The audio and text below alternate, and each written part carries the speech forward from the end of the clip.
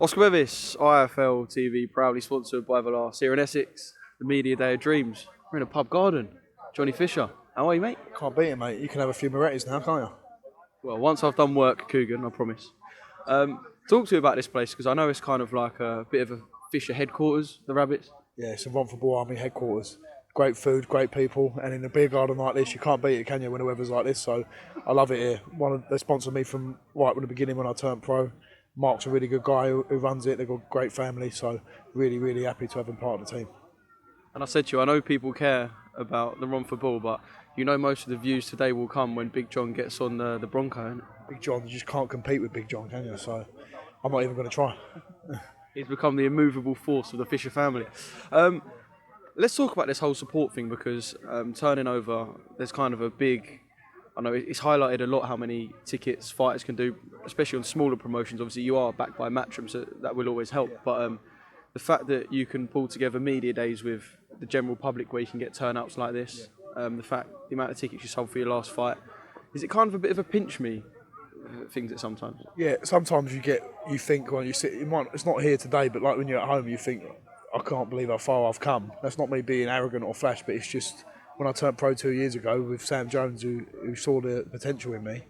I never thought I'd be in a position where I'd be with Matchroom or 5-0 with 4 knockouts and selling this amount of tickets. We just sort of took it one step at a time, and it's sort of grown into what it is.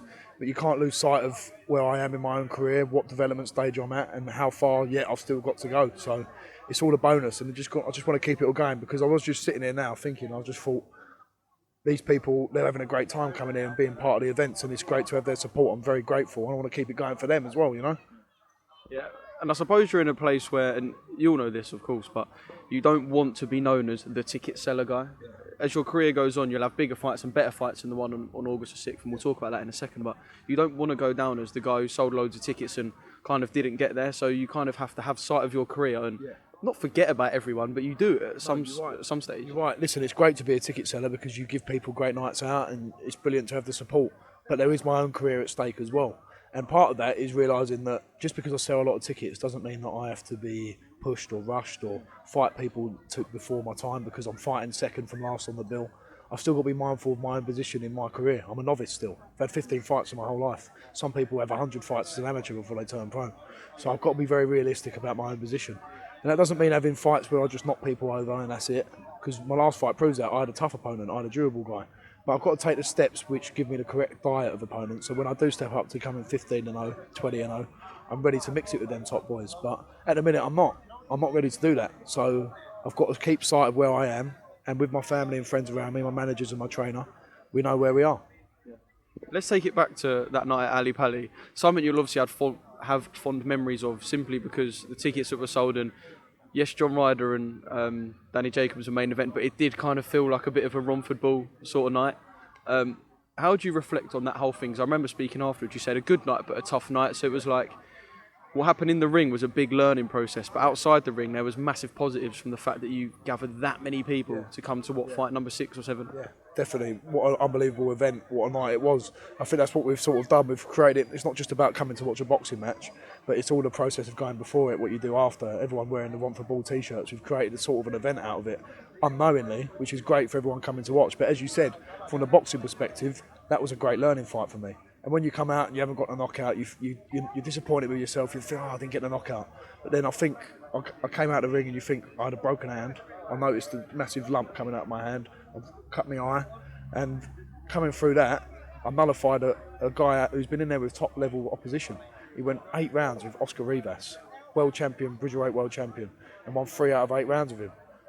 How can I knock myself from 2 years ago? I weren't even boxing. Boo, Tucker, you all right? You all right, Tucker? Give me a spud.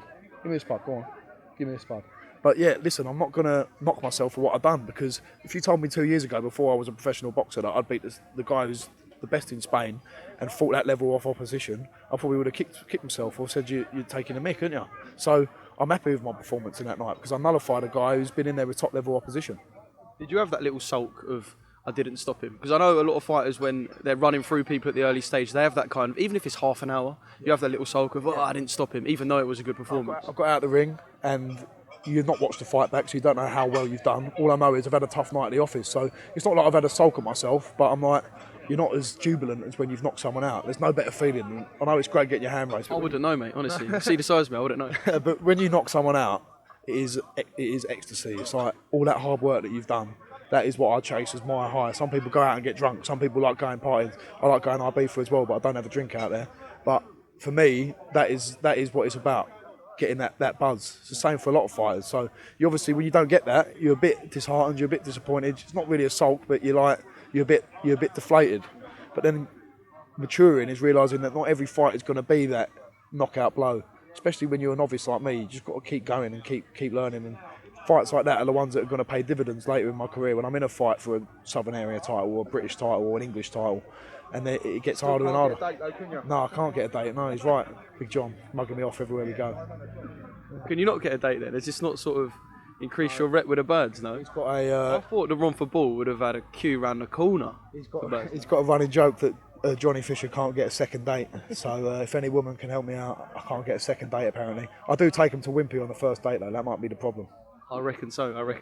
We're going to find out how many female subscribers IFL now have. Yeah, exactly. Yeah, but I want to know. Listen, I'll take a Wimpy. I know if they like me, they're going to like me for me, not because I've taken for Wimpy. If I take them up Hakkasan, they're going to like me because I've given Wagyu beef ribs. If I take them to Wimpy, they're not going to like me for the sausage bender. They're going to like me for me. Do you know what I mean? You know what? Double cheeseburger at Wimpy, better than Hakkasan. The burger sauce in Wimpy is just unbelievable, and a chocolate milkshake, and some chips, and a sausage bender on the side. Don't forget the sausage bender. But Joe Watson, you can take me on a date, don't worry. Let's talk about August 6th. So Sheffield, the Run for Ball Army will march to Sheffield. In terms of opponent-wise, obviously you're still at that stage where you want to fight as many different styles as possible. So can we kind of expect someone who brings a little bit different to the other guys you've previously fought, I guess? yeah, listen, you want to vary it up as much as you can. You want to develop your own style, your own style as well. But the most important thing is winning. That's the key to anything when you're building yourself up, when you're trying to move through these levels. But there's a couple of guys we've looked at. There's one who's 6-0. I quite like the look of him. There's another guy who's 11-8, but he looks like the Nguema sort of stamp. We've had someone like that. We know he's quite durable. We want to get a nice emphatic win in this one. So we're still deliberating on a few options. I'm not going to rush for anyone, and I'll make the decision when I'm ready, because at the end of the day, it's my career, and whoever I face is very important. And if it all goes wrong, it's not me, it's not my managers, it's not my promoters, it's not my trainer who takes the fall for all of it. It's my career. So I'm not gonna do anything hastily in my career, because I'll get one shot, and I don't care who knows that. I'll do it at my pace. Was this kind of part of the roadmap? Obviously, look, boxing's unpredictable, so you never know what's going to happen. But was there kind of an end of summer date always part of the roadmap? I know you had the hand injury, which you're getting over. Was it always get out and make sure you get out at least once in the summer? Yeah, definitely. Well, I spoke to Adam, my manager, obviously. We're doing a great job just managing how we're moving through things. And realistically, we've only missed one fight, because we would have probably fought in May time after February. And then there was always going to be one August. We think I fought in August the 7th last year on Fight Camp. So it sort of mapped itself out well. And then we'll hopefully fight in October again. God willing, everything goes well. So there is sort of a roadmap. We've got a lot of fights on this contract for this year. So realistically, if this one goes well, I could be out in a month after that, which would be great. But yeah, it's all looking good, and it fits our schedule very well. Look forward to it, mate. I'll be in Ibiza, but I'll be wearing the Johnny Fisher bucket hat. Don't you worry. Don't worry, I need you to represent me out there. Ocean Beach bucket hat, yeah. Maybe you can maybe sort me out a date when you're out there with one of the girls in Ibiza. Is that the sort of girl I want to be going for, though? I don't know. What, one that's been spoken to by me? Probably not, mate. Probably not. I do want to talk about a couple of other things on the heavyweight scene. Dereck Chisora with a win at the weekend, and now kind of immediately linked with Deontay Wilder. He said it himself, and it was kind of a little bit pushed on Fight Week. Look, Wilder's return, Chisora, does it work, whatever. But just first off on Dereck's performance, nice to see him get a win after taking 3 seriously hard fights. I mean, this was a hard fight as well. But yeah, just kind of your thoughts on last Saturday.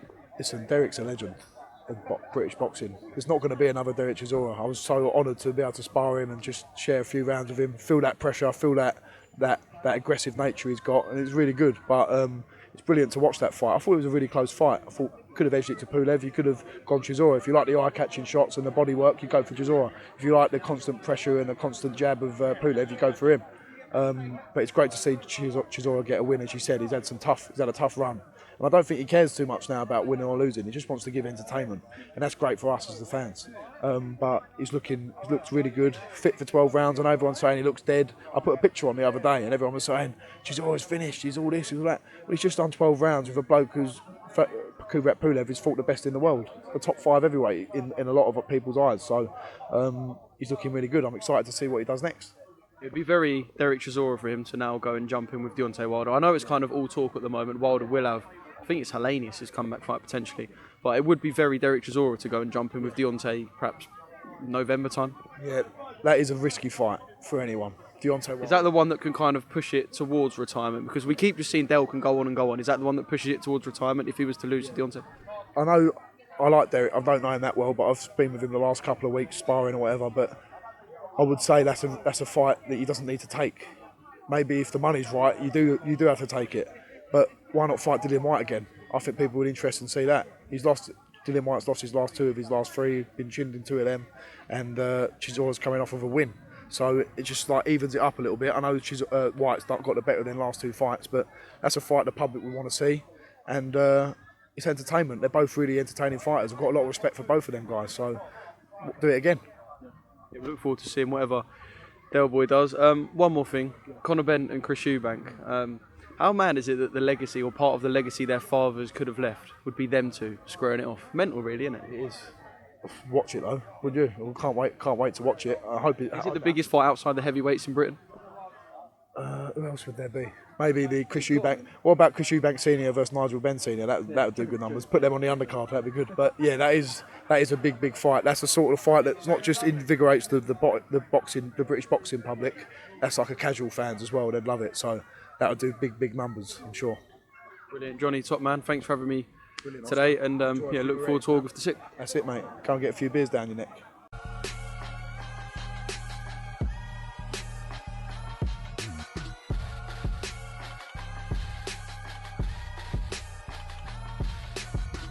Download the Everlast Fitness app and find your greatness within.